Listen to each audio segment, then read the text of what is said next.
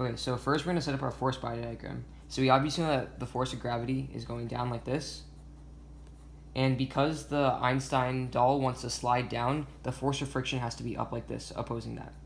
But because it's not accelerating in the vertical direction, we know that the force of friction has to be equal to the force of gravity. And there has to also be an inwards net force, which is the normal force, the perpendicular force to the surface, which is the wall right here. So we can draw this. Because the normal force is the only inwards force, or the net force, we can say that it's equal to the centripetal force, which is just equal to mv squared over r. And also we know that the force of friction is equal to the normal force times mu. What we can do is we can plug in some of our variables into this equation to solve for mu. Keep in mind that we don't know mass, so we have to work around this little barrier.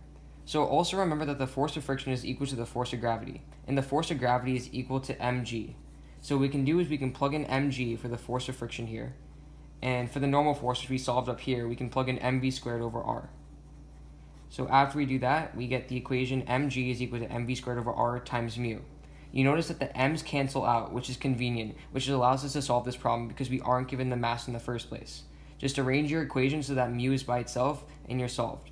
So you can get the equation g times r over v squared is equal to mu, and you'll be able to solve for the coefficient of friction.